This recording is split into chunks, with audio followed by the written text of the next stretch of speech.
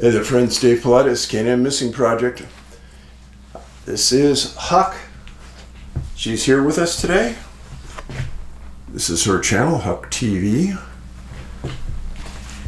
She's been pretty bored today because it's been raining outside and she does not like the rain.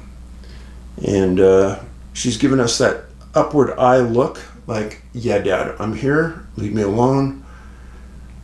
Just do your job. I'm the executive producer. You're the talent. Go do it. Okay, Huck. Don't bother me. I'm going. So, I'm glad you're here. I appreciate you being here. And we've got some interesting things to talk about today. First of all, I read all your notes that you send in on the videos. So thanks for that. Maybe 6 months ago, AI started to become more popular and more accessible even to us little underlings. And we started to have some indications that Missing 411 is on the AI radar. Now, if I went in and I dug up the AI, what it said about us, and it said something good, all the haters out there would say, oh, you made this up, and da-da-da, on and on. So we never brought it up. I never wanted to talk about it. But one of you did our job for us, went in, dug up what AI had to say about national parks and Missing 411 and missing people, and posted it on the comment section of the video. So now that it's out there, and it's obvious, we didn't do it, I'm going to read you what it said. This came from a viewer named Philip. So Philip, thank you for sending this in. Dear Mr. Paulides, I have been deeply moved by your Missing 411 work and the persistent mystery surrounding disappearances in national parks. I recently asked a highly perceptive AI assistant, a system trained on global patterns and evidence, for its honest analysis. What follows is a distilled summary of its insights, which I found startlingly coherent. I thought it might be of interest to you. So the question: why doesn't the National Park Service maintain a centralized missing persons database? The response: bureaucratic fragmentation. Cases are often handled by a patchwork of local, state, tribal, and federal entities with no mandate to centralize the data. The NPS simply doesn't treat missing persons as its jurisdictional priority. AI is incorrect. There is only one agency responsible for national parks. That is the National Park Service. There is no state system that should be involved. There's no tribal system. There's no other federal entities other than the National Park Service, so they're wrong on that. Number two, public image and liability protection. A searchable public record of unexplained disappearances could negatively impact tourism, invite lawsuits, and fracture the public trust in safe wilderness areas. 3 years ago, 4 years ago, maybe 5 years ago, an attorney sent me a note and said, Dave, I've been following you, I watch you all the time.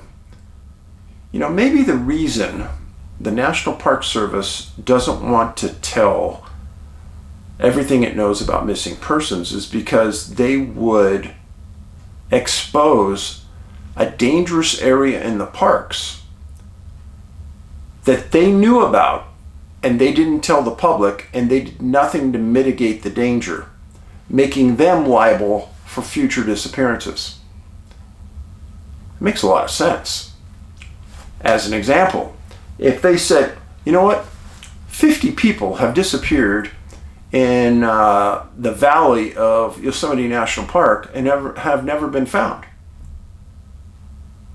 Well, wouldn't that tell you that there's something wrong in the valley there that maybe they should be paying attention to? Maybe. So number 2 is a good point. Number 3, chronic underfunding and institutional apathy. With limited resources and no legal requirement to recreate a database, the issue is deprioritized. I think that is true.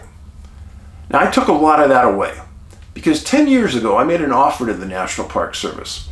I said that I would buy a clipboard for every national park to hang in their communication center. And every time somebody goes missing, their communication center writes down the name, the location, the date, and the time. And then the superintendent of the park has to submit a monthly report. And part of that monthly report is all the major incidents that happen. They would go to the clipboard, read about the disappearance, plug it into their monthly report. That goes to National Park headquarters. I said I'd buy the National Park Service a computer to keep at their National Park Service headquarters. All they have to do is hire an intern, a statistics intern, to accumulate the data that comes in every month and go backward in time and accumulate all the other monthly reports that had missing people and build a database that way.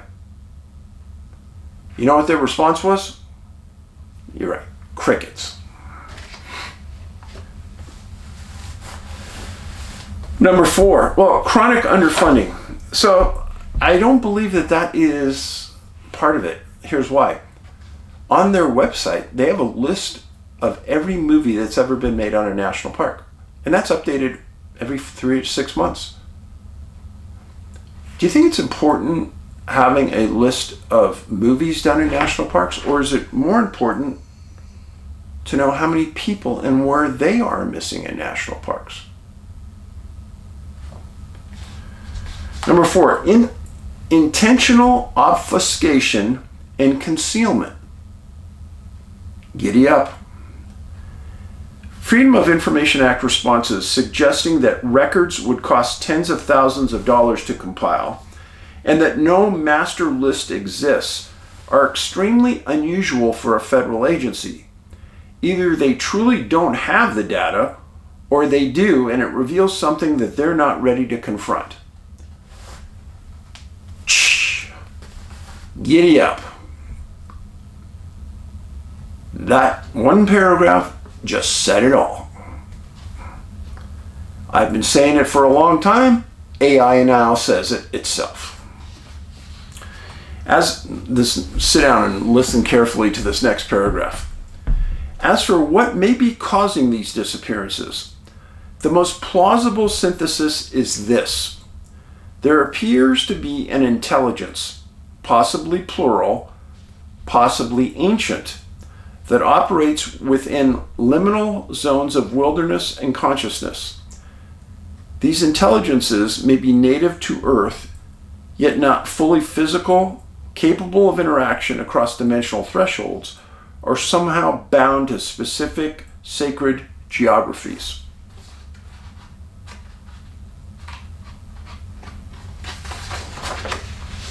This hypothesis draws from, number 1, Native American traditions that speak of interdimensional beings and guardians of the forest. 2, modern encounter reports involving high strangeness, missing time, and orbs. 3, consistent physical patterns, granite-rich terrain, proximity to water, sudden weather shifts, etc. This is not mere speculation. It's what the pattern suggests when viewed across disciplines, cultures, and timelines.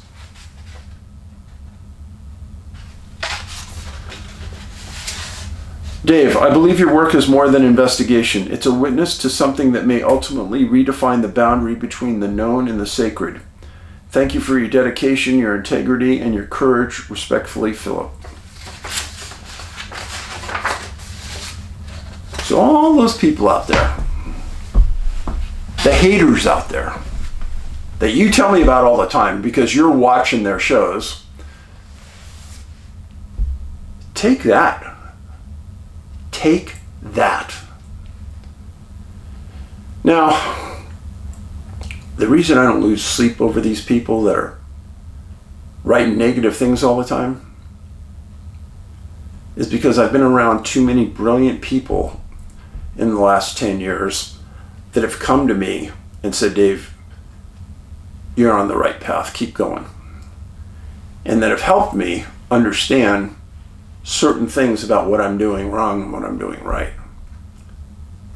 And I've talked to you about these people. And along the way, I continue to meet them. So, do I really care what these other people say? I really don't. And when you tell me about them, I don't want to know. I really don't want to know. If you're watching them, you must see value in them, so don't even tell me you're watching because it'll just get me mad. Because you must believe something they're saying. To me, once somebody starts lying about something, they lose all their credibility. Now, one of the consistent things that people say about me, oh, he leaves things out of his reports or he leaves things out of his videos. Folks, I guarantee that's true. Come on, I can't cover everything. And I can't find everything. But do I purposely do it? No, I don't. And that's probably the accusation that they're implying, but I don't. Now, the people that have been around for 10, 15 years, you're smart enough because you've seen enough. You've heard enough that you know what I just read to you is completely justifiable. So, I can think of all the people I looked up to in research. And at the beginning, I would read both sides of the coin, and after a while I stopped reading the other side because I knew they were wrong. They would lie, blatantly lie. And they're getting views now, and they're getting paid by YouTube to make me their punching board. Great. I don't care. So, do me a favor, don't even tell me. Because I don't care. And every week, I get somebody out there that sends me something of super value like this, or another researcher that you've heard about who says, Dave, I'm going to see you at this conference because both of us are presenting and we got to find some time to be alone because I got some things to tell you. Those kind of things are exciting. And I greatly appreciate that from those people. So, that really wasn't a letter. That was an AI issue. So, here we go again. And this time, we're going to talk about somebody who disappeared under really unusual circumstances. What would cause you to get on a plane, fly 5,200 miles into a country you've never been to, not tell anybody? What would cause you to do that? And therein lies the million-dollar question. Onni Raasina from Finland, 28 years old, missing March 5th, 2025, is a resident of Finland.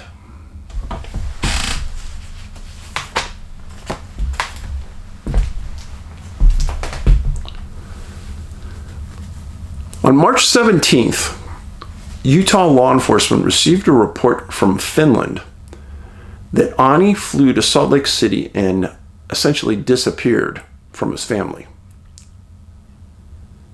Supposedly, he was interested in lost treasure associated with a place called Moon Lake in Duchesne County, Utah. This is all that law enforcement knew from Finland.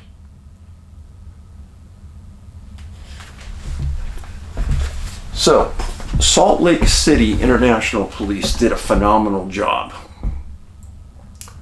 They knew he came in on a flight on the 5th. So I guess they keep their CCTV footage for 90 days. And they went through it on the day he arrived, and in baggage claim, they found him claiming his bag. And what he had a big backpack. Not like the backpack you and I would carry to go spend a week in the wilderness. This was more like a big backpack like you'd carry books and things in. I wasn't too impressed when I saw it. Well, he's seen claiming his backpack. He goes outside, he hails a cab, and they found the cab, and they found out where he went. He took the cab 150 miles east into Duchesne County, Utah. Kind of weird. So, he took the cab east. This is as you're going east this way, along Highway 40. They went north into the little tiny communities of Talmadge and Mountain Home. And he was heading for Moon Lake up here. I know this area very well. I was there last year.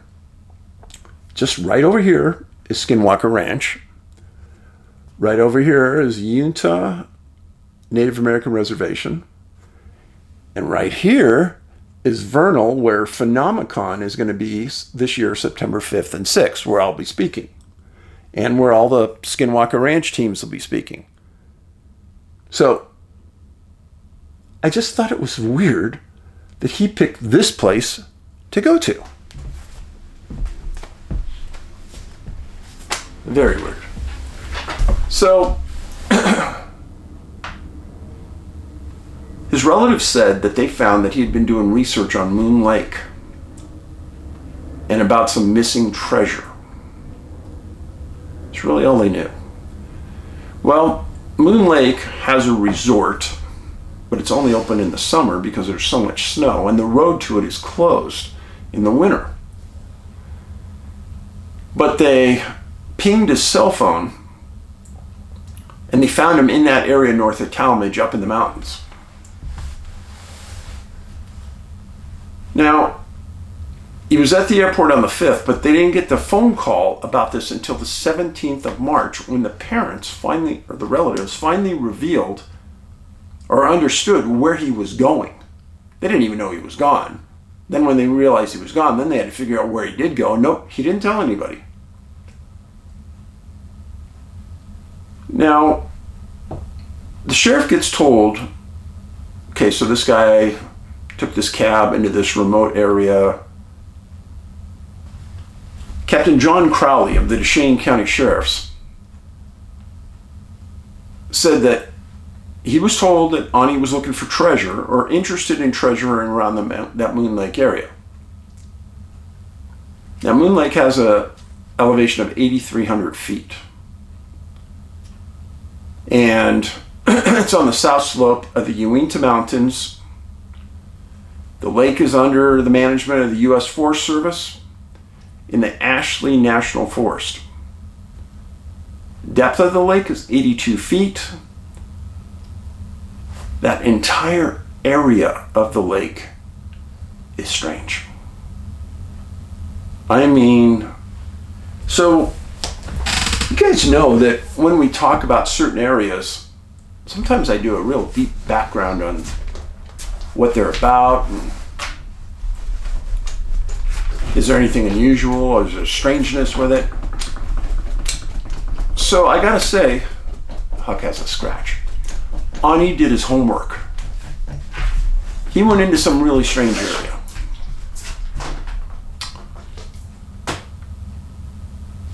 Well, the Uinta Reservation is just east of the lake. In this area, they had a conference called the Moon Lake Gathering this last summer. And they talked about all these things that we usually talk about. Bigfoot, UFOs. They talked about treasure too. And the unusual nature of Moon Lake. Well, that's kind of weird, isn't it? They also talked about ancient petroglyphs that are in this area. There's one at Sun Rock, which has a large boulder and a carving of a sun and celestial bodies. See, petroglyphs always interest me, because the people that did it took a lot of time, and if they had all that time, it means they didn't need the time looking for food, which is interesting to me. Another place had a hunting scene with a series of scenes depicting different hunts that people went on. And then there was another place called Mystic Symbols that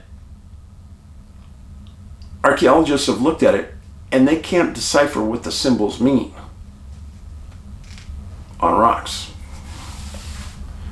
And then there's also at least 3 big caves in the same area. And there's Echo Cave, Crystal Cavern Cave, and Shadow Grotto. Many people are missing in the Uintas that I've talked about in the past, and I've written about them. So I have no doubt that what I'm telling you and what I'm going to tell you is research that Anie did on his own. Remember what I said is he was interested in a treasure. The treasure he was interested in was found at the Rhodes Mine, also known as the Josephine Mine. It's one of those mines that has hundreds of years of history behind it. And some of the most famous treasure hunters in the world have looked for it. There's supposedly, according to history, there's enough gold in that mine to pay off our national debt. And it supposedly is in that general area of Rock Creek and Moon Lake. So there you go, why Anie is going there. A man named Thomas Rhodes was commissioned by the head of the Mormon Church, Brigham Young, to go find the mine and bring out some gold. Well, Rhodes was gone for a long time. He comes out and he goes to the mint in Salt Lake and deposits $10,000 in gold. He was a poor man, prospector. Everyone gave him a lot of crap. Oh, where'd you steal that? Blah, blah, blah. Well, he was a really fine man. He would never steal anything. No theft was ever reported. What it proved is that the mine existed. He would never say where, because he was loyal to the Mormon Church. And there were long-time rumors that the Mormon Church's plates of gold from the Book of Mormon were concealed deep in the mine. Now, all of this has been propagated over several hundred years. It's been never proven or disproven, but the strongest evidence is when Rhodes brought in the $10,000 worth of gold. Now, federal and state geologists have commented about the mine over the years, and they've stated that they don't believe that there's a productive strain of gold anywhere in the Uintas. I understand the opinion, but then how can you explain Rhodes and the $10,000 of gold? There was a report many times over from Ute elders that the mine was protected by a supernatural presence. I find that interesting. Well, the Mormons continued to prove that gold existed at this mine because in 1858 they printed a series of gold coins from the gold coming from that mine. And those coins are still around. The story and the history of the mine carried enough weight to bring out two of the most famous treasure hunters in the world, Tommy Thompson and Mel Fisher. Well, we all know Mel Fisher from diving in oceans and finding treasures. But to bring him out to Utah, to get him up there above 8,000 feet, diving in a lake. First of all, diving in a lake at a high elevation is dangerous stuff. I dove at Lake Tahoe at 6,000 feet one time, and I carried 2 computers with me when I dove because I knew that what was normally safe depth to dive at for time was not safe to dive at for time. So in case one computer failed, I had another one. That lake was gorgeous. The visibility was unbelievable. And it was an interesting dive. I don't think I'd do it again, but it was cold. Even though I had like a 1/4-inch wetsuit, I was still cold. So Fisher comes out to Utah, and he and his partners were unsuccessful at finding the mine. But they had an idea that if they got in a couple of lakes and dove, there might be an underwater entry point to the mine. And their best guess was this one small lake called Scout Lake. And they dove on it multiple days. They didn't find anything. And soon after that, everyone left. And that was the end of it. Now, the paranormal presence at the mine could have a lot to do with the paranormal presence of Moon Lake. Supposedly, and this is a strong rumor, that there's a lake monster at Moon Lake, very similar to Loch Ness. The weird thing is, I never knew about it. I've never heard about it until I started researching this story. The Utes stated that they always were told by the elders to stay away from the east side of the lake, Moon Lake, because that's where the monster comes out. Utes also stated that the monster has taken children in the past down into its depths. And the Moon Lake resort owner in 1994 supposedly saw the lake monster swimming in the lake on a calm day. Is it possible that the Moon Lake monster and the mine are only visible if you step through the right portal? Giddy up. I bring that up for a multitude of reasons. A lot of people believe that many of the cryptids in the world are coming through a portal. We see them momentarily, and then they go back through the portal. That's why we don't find bodies. Well, who's saying that a portal can't exist in a lake or a body of water, right? Huck's woofing right now. She doesn't like something out there. Shh. Shh. Shh. She's looking at me going, I want to bite something, Dad. She's never bitten anything around me. But... So, is it possible that this lake monster is going in and out of a portal? Like Loch Ness goes in and out of a portal? I don't know. So, the story that there's a group driving down a road adjacent to Moon Lake on its bank. They're going down the road and they see a log laying across the road that wasn't there a couple days earlier. So they stop because it's a big log and they don't want to drive over it and hurt their car. But as they're stopped, the log starts to move. They can't believe what they're seeing. The man later reported that the log was huge, and it looked like a huge snake moving across the road. But it was moving, and he and his passengers didn't get out and wanted nothing to do with it and turned around and left. But he said it was enormous. Many old stories associated with Native Americans and the Paranormal Association. Most Native American tribes say that they come from the stars.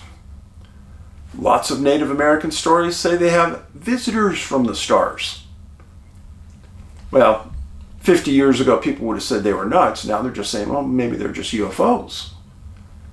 since we know those exist. But you see how these stories start to make sense the more we get educated on the topic. Well, getting back to Anie, the Duchesne County Sheriffs give it a great effort. They put ground pounders in there. They used drones. They couldn't find anything or any tracks that led anywhere related to Anie. And the parents and the relatives were there also pushing for the 2-week period. 2 weeks during the middle of winter is a long time to search for somebody. So, I get it. Hey, come here. Come here. Come here. She's about ready to tromp. Hey, what did I say? Come here. Come here. Come here. I don't want her barking and waking you guys up. You're probably just about you're sound asleep. So they terminated the search after 2 weeks. There was never any mention about the type of equipment that Anie had with him, which is troublesome. Now, there's a picture of him in the airport with this backpack on, but that's really all you could see. If you're going to go into that area in the winter, you got to have cover. You got to have a tent. You got to have a sub-zero sleeping bag. You've got to have mega boots, like snowmobile hiking type boots, so your feet don't freeze. I mean, this is treacherous out there, folks, in the winter. And just from the size of his backpack, I don't think he had the right equipment with him.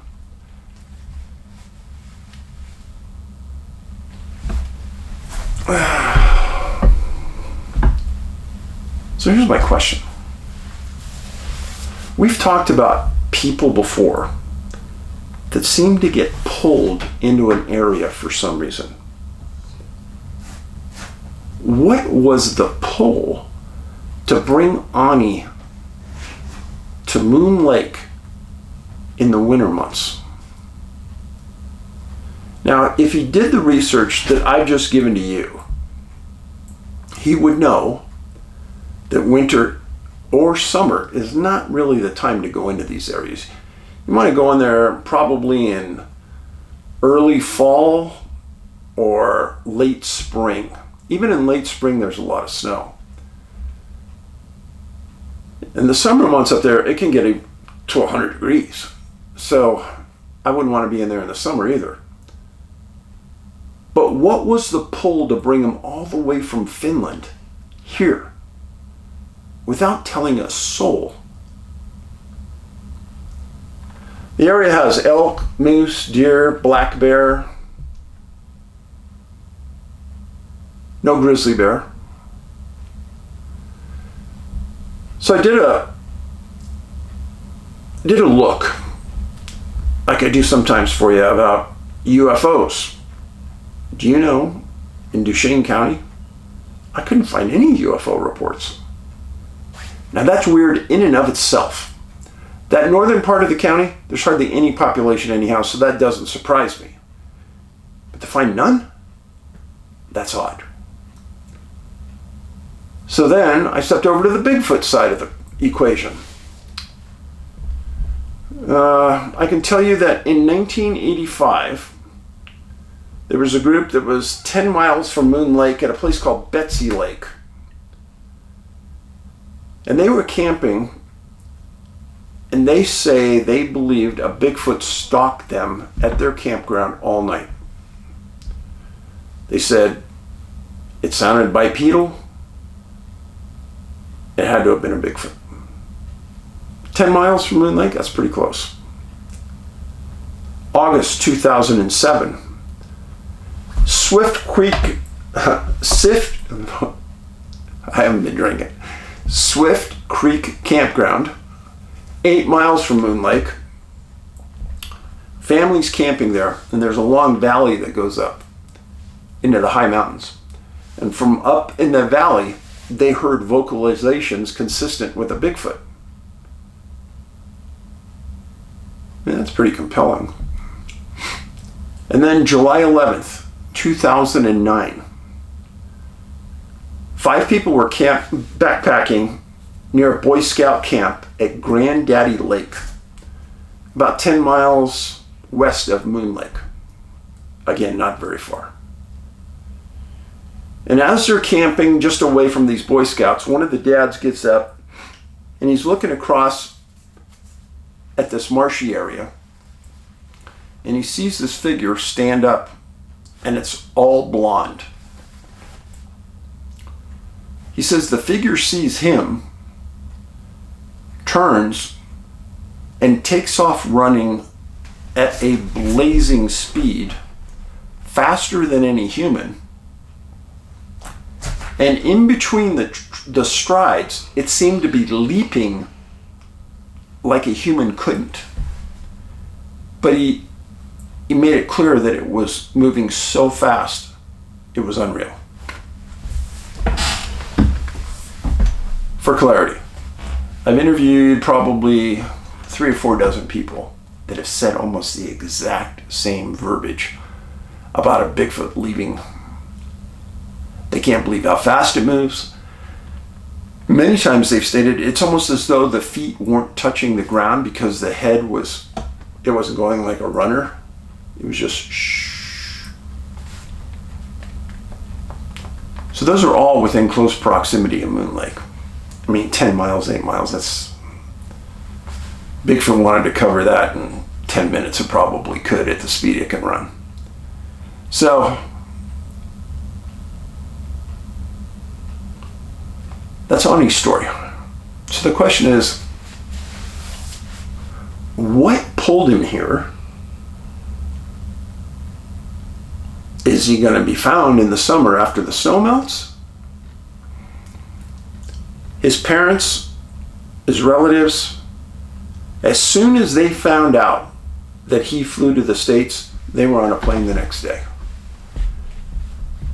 There was no information. I even checked Finnish newspapers, and there was nothing in there really that added any clarity as to who he was or what he did or anything about his past.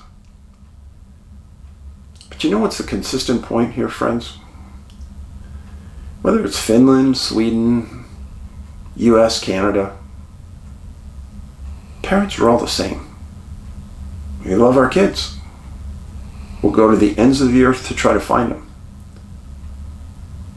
Annie's parents traveled 5,200 miles into a country they didn't know, into a state they'd never been, into a county that they never thought that they'd visit. And that's scary for them. And then the thought of them leaving Duchesne County and not bringing their son back with them, you know that they're thinking about him every day. I appreciate you being here. It's a strange story. I'll probably talk about this story when I'm at Phenomenon this summer because it's so strange and it's so close. But thank you for hanging in here. Please share this across your social media. Do me a favor. Before you post a comment, I had a lot of comments about the girl that was found in Fresno County. Everyone said, she's been found, she's been found, she's been found. Yeah, I wrote a whole thing about it. She was being found. All you had to do was read the comments. And there was a lot of comments there that just didn't need to be there. So before you post a comment, if it's in response to a video, read the comments on the video. That's why everyone else is writing them. It helps. So thanks for being here. Thanks for your comments. You guys, I can guarantee you guys and ladies are the best audience of any YouTube show in existence. And I get a lot of new people that come on board and send me an email and say, wow, your audience is really polite, Dave, and they're really kind, and you are appreciated for that.